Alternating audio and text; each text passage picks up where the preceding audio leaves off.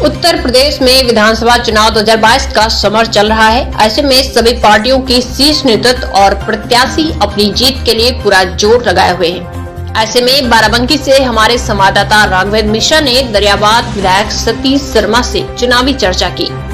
आइए आपको दिखाते हैं दरियाबाद विधायक सतीश शर्मा के साथ राघवेंद्र मिश्रा की चुनावी चर्चा। नमस्कार, मैं राघवेंद्र मिश्रा, आप देख रहे हैं नेशनल खबर 9। आज मैं बाराबंकी जनपद की विधानसभा दरियाबाद में पहुंचा हूं। हमारे साथ दरियाबाद विधायक सतीश चंद्र शर्मा जी मौजूद हैं। सबसे पहले सर आपका बहुत बहुत धन्यवाद। मैं आपके चैनल को बहुत बहुत धन्यवाद करता हूं, आभार करता हूं। जैसा कि 27 फरवरी को 5वें चरण में हमारे यहाँ चुनाव होना है। ऐसे में सभी राजनीतिक दल अपना जोर लगा रहे हैं। आप मौजूदा समय में भारतीय जनता पार्टी से विधायक भी हैं। पार्टी के शीर्ष नेतृत्व ने आपको पुनः यह जिम्मेदारी दी है, तो आप किस तरह की रणनीति के साथ इस चुनाव की तैयारी कर रहे हैं? दरियाबाद विधानसभा के अंदर 2017 जब चुनाव में मैं आया था बीजेपी पार्टी की तरफ से, उस समय मैंने दरियाबाद की जनता से कहा था कि मैं दरियाबाद में एक भाई, बेटे और सेवक के रूप में आप सबके बीच में रहूँगा, क्षेत्र के विकास की नई ऊंचाइयां देने का काम करूँगा। लगातार 5 साल तक जाड़ा, गर्मी, बरसात, ठेकेदारी व्यवस्था को समाप्त करते हुए जन जन तक पहुँचने का काम हमने किया। विकास की नई ऊंचाइयां क्षेत्र को देने का काम किया। चाहे घाघरा नदी पर 84 कोसी परिक्रमा मार्ग पर पुल की स्वीकृति हो, गोमती पर पुल का निर्माण का कार्य आरंभ कराया, कल्याणी रारी पर पुल का काम किया, नगर पंचायत रामसनेही घाट को नगर पंचायत का दर्जा दिलाया, बस स्टैंड, स्टेडियम, 400 गाँव में बिजली, 2 पावर स्टेशन और सैकड़ों सड़कों का निर्माण कराकर आम जनता को जो मांग थी, लगभग 30 साल पुरानी मांग थी, उनको पूरा करने का काम हमने किया है। सपा ने आपके प्रतिद्वंदी में पूर्व कैबिनेट मंत्री अर्जुन सिंह गोप जी को उतारा है और बसपा से जगप्रसाद रावत भी लगातार फील्ड में अपने वर्क कर रहे हैं, तो आपको क्या लगता है किस तरह की वोटों की जो लड़ाई है ये कैसी होने वाली है?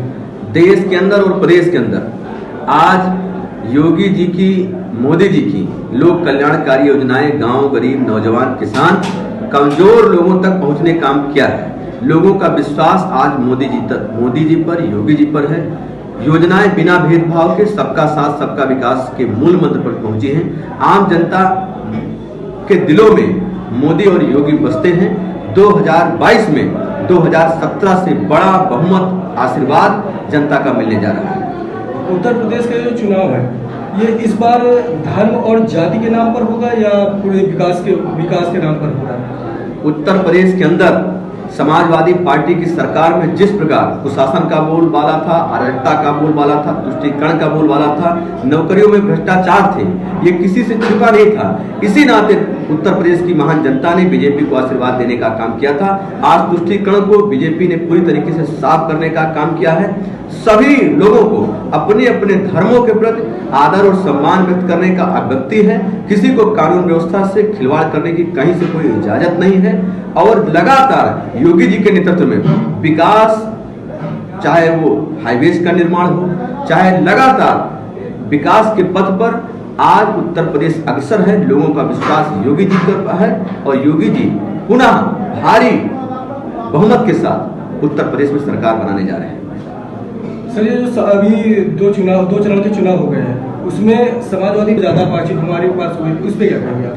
समाजवादी पार्टी को 2014, 17, 19 तीनों चुनाव में जनता ने उनको आईना दिखाने का काम किया है और 2022 में एक बार पुनः, क्योंकि जनता को पता है कि समाजवादी पार्टी आएगी तो उत्तर प्रदेश में गुंडागर्दी होगी, भ्रष्टाचार होगा, अराजकता होगी, जन जन की योजनाएं पर लोग डाका डालने का काम करेंगे। जनता का विश्वास योगी और मोदी पर है और जनता आज पूरी तरीके से योगी जी की सरकार बनाने के लिए, उत्तर प्रदेश में पुनः योगी जी को लाने के लिए प्रतिबद्ध है और भारी बहुमत के साथ उत्तर प्रदेश में योगी जी आएंगे। जैसे आप क्षेत्र में जाते हैं और लोगों से संवाद करते हैं तो लोगों से आप क्या कहते हैं, किस अपने कौन कौन से काम उनको बताते हैं कि आप उनको वोट दीजिए, या कि अपने किन कामों को लेकर आप लोगों से वोट मांगते हैं?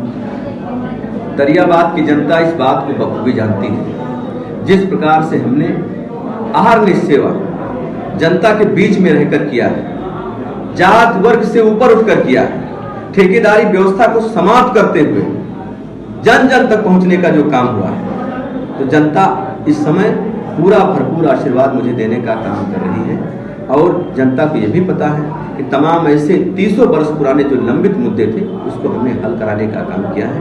तो जनता का स्नेह, प्यार, आशीर्वाद, समर्थन सब कुछ मुझे प्राप्त हो रहा है। जैसा कि 2017 में जो निकला, आप लोगों ने जो घोषणा पत्र जारी किया था उसमें राम मंदिर का भी मुद्दा था, लेकिन इस बार जो भी आपके जो घोषणा पत्र है जिसमें कार्य के बारे में दिखाया गया उसमें राम मंदिर का नाम कहीं नहीं कि हमने राम मंदिर का निर्माण कराया है। तो इसको लेकर विपक्षी लोग, आपके पार्टी के ही लोग, कई लोग ये बोल रहे हैं कि हम लोग जो काम करा देते हैं उनका नाम नहीं लेते। जिस प्रकार से समाजवादी पार्टी की सरकार में निर्दोष राम भक्तों पर गोली चलवाने का काम हुआ, 84 कोसी परिक्रमा मार्ग जा रहे संतों को जेल में डालने का काम हुआ, कांवड़ियों पर लाठीचार्ज करने का काम हुआ, जगह जगह पर धार्मिक स्थानों पर लाउड स्पीकर बंद कराए गए, कथा भागवत को बंद कराने का काम हुआ, ये किसी से छिपा नहीं है।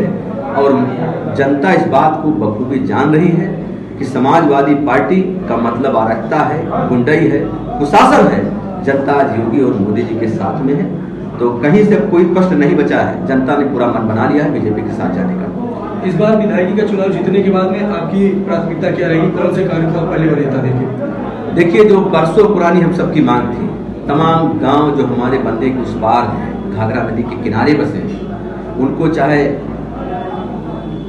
जमीन का पट्टा दिलाकर उनको आवास दिलाने की बात हो, चाहे सरयू नदी पर पुल बनाने की मांग हो, और दरियाबाद में लोगों को जो लगातार क्रॉसिंग बंद रहती है उसके लिए यहाँ पर आरओबी निर्माण की बात हो, इसके साथ ही यहाँ पर रामसनेही घाट में जो एक्सीडेंट की तमाम समस्याएं होती हैं उसके लिए ट्रामा सेंटर की, ये सारे विषयों पर हम लोग काम कर रहे हैं। मुझे पूरा भरोसा है योगी जी के नेतृत्व में पुनः सरकार बनने के बाद हम लोग उसको पूरा करने का काम करेंगे।